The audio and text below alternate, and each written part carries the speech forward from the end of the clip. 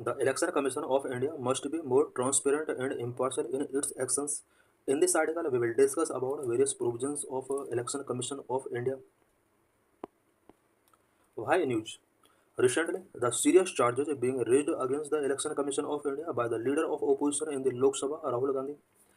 Recently Election commission of India के against कुछ serious charges opposition of Lok Sabha leader के द्वारा लगाए जा रहे हैं.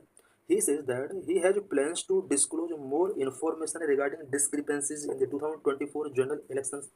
लीडर ऑफ ओपोजिशन ने कहा है कि वो 2024 के जनरल इलेक्शंस में जो भी डिस्क्रिपेंसीज की गई थी उसके रिगार्डिंग कुछ इन्फॉर्मेशन डिस्क्लोज करने वाले हैं.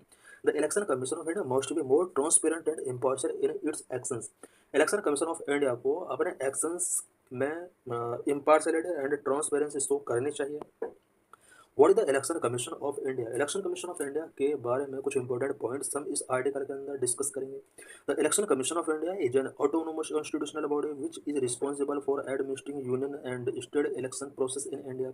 इलेक्शन कमीशन ऑफ इंडिया एक ऑटोनोमस कॉन्स्टिट्यूशनल बॉडी है जो कि इंडिया के अंदर union and state election process के लिए रिस्पॉन्सिबल है एंड इलेक्शंस को एडमिनिस्टर करने के लिए एक इम्पोर्टेंट रोल प्ले करता है. It was established on 25 January 1950, celebrated as national voters day. Election commission 25 जनवरी 1950 को इस्टेब्लिश किया गया था. That is why 25 January celebrated as national voters day. The secretariat of the election commission is in New Delhi. इसका जो secretariat है वो New Delhi में है. Election commission conduct elections to the Lok Sabha, Rajya Sabha, state legislative assemblies and the office of the president and vice president in the country. Election commission Lok Sabha, Rajya Sabha, state legislative assemblies and office of president and vice president के लिए election conduct कराने के लिए responsible है. It does not conduct elections to the panchayats and municipalities in the state. For this, the Constitution of India provides for a separate state election commission. Panchayat and municipalities के लिए elections conduct कराने का work election commission of India का नहीं है. इसके लिए separate state election commission constitute किया गया है. Constitution provisions of election commission part 15 it provisions for elections and establish the commission. Constitution के पार्ट 15 के अंदर ये प्रोविजन किया गया है कि इंडिया के अंदर एक इलेक्शन कमीशन होगा. 324 से 329 आर्टिकल के अंदर इलेक्शन कमीशन से रिलेटेड प्रोविजन किए गए हैं. Article 324 superintendent direction and control of the elections to be vested in election commission. Constitution के आर्टिकल 324 के अंदर प्रोविजन किया गया है कि इलेक्शन कमीशन ही एक ऐसा बॉडी होगा जो इंडिया के अंदर इलेक्शंस को सुप्रिंटेंडेंट करेगा, डायरेक्शन एंड कंट्रोल करेगा. Article 325 no person to be ineligible for inclusion in और to claim to be included in a special electoral roll on ground of religion, race, caste और sex. Article 325 के according किसी भी person के साथ religion base पर, race, caste और sex के बेस पर इलेक्शन सिस्टम में डिस्क्रिमिनेशन नहीं किया जाएगा. Article 326 elections to the house of the people and to the legislative assemblies of the state to be based on adult suffrage. Article 326 के अंदर प्रोविजन किया गया है कि house of the people it means Lok Sabha and legislative assemblies के लिए जो भी इलेक्शंस कंडक्ट कराए जाएंगे वो अडल्ट सफरेज के बेस पर कराए जाएंगे. Article 327 power of parliament to make provisions with respect to elections to the legislature. Legislature के लिए इलेक्शंस के रिस्पेक्ट में पार्लियामेंट को कुछ प्रोविजन करने की यहाँ पर पावर दी गई है पार्लियामेंट को आर्टिकल 327 के अंदर. Article 328 power of legislature to of a state to make provision with respect to elections to such legislature.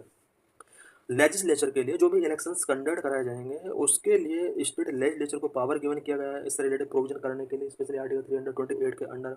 Article 329 bar to interference by court in electoral matter. Article 329 के अंदर provision किया गया है कि electoral matter में court interfere नहीं करेगा. ये आर्टिकल बहुत ही इंपॉर्टेंट आर्टिकल है. Structure of election commission of India. Election commission of India का स्ट्रक्चर क्या है? Originally, the Election Commission had only one election commissioner, but after the Election Commissioner Amendment Act 1989, it was made a multi-member body. Originally, election commission जो हुआ करता था only one election commissioner इसके under हुआ करता था. But election commissioner amendment act 1989 के बाद इसको एक मल्टी मेंबर बॉडी बना दिया गया. इट मीन्स 1989 में election commissioner amendment act pass किया जाता है. इस अमेंडमेंट के पास करने के बाद इलेक्शन कमीशन ऑफ इंडिया अब ये एक मल्टी मेंबर बॉडी बन चुका है. The election commission shall consist of election chief election commissioner and other election commissioners if any as the president may from time to time fix. Election commission के under present में one election commissioner होता है and कुछ other election commissioners भी होते हैं।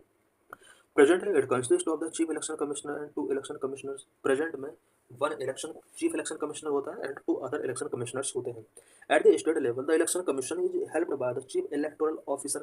बात अगर स्टेट लेवल की जाए तो स्टेट लेवल पर जो इलेक्शन कमीशन होता है तो वो चीफ इलेक्टोरल ऑफिसर के द्वारा हेल्प किया जाता है। जिस तरह से इलेक्शन कमीशन ऑफ इंडिया के अंडर जो चीफ इलेक्शन कमिश्नर होता है, अदर मेंबर उसका हेल्प करते हैं, उसी तरह से स्टेट इलेक्शन कमीशन का हेल्प चीफ इलेक्टोरल ऑफिसर करते हैं। Appointment and tenure of commissioners, commissioners का किस तरह से अपॉइंटमेंट किया जाता है, इनका टाइम पीरियड क्या होता है ऑफिस का। The president appoint chief election commissioner and election commissioner according to the chief election and other election commissioners appointment condition of services and term of office act 2023। 2023 में chief election commissioner and other election commissioner act pass किया गया था।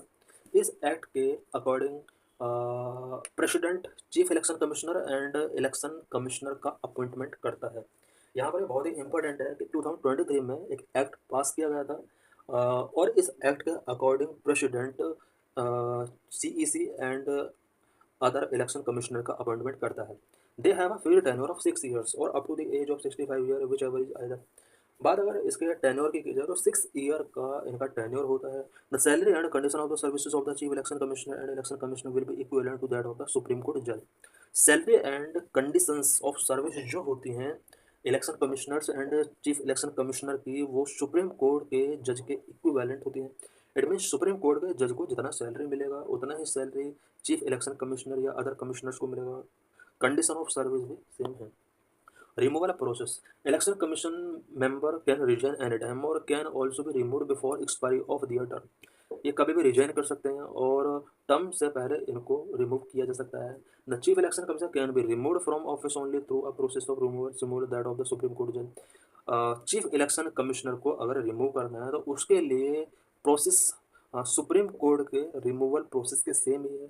By parliament इसको remove किया जाता है। वह election commissioner can only be remove on the recommendation of the chief election commissioner.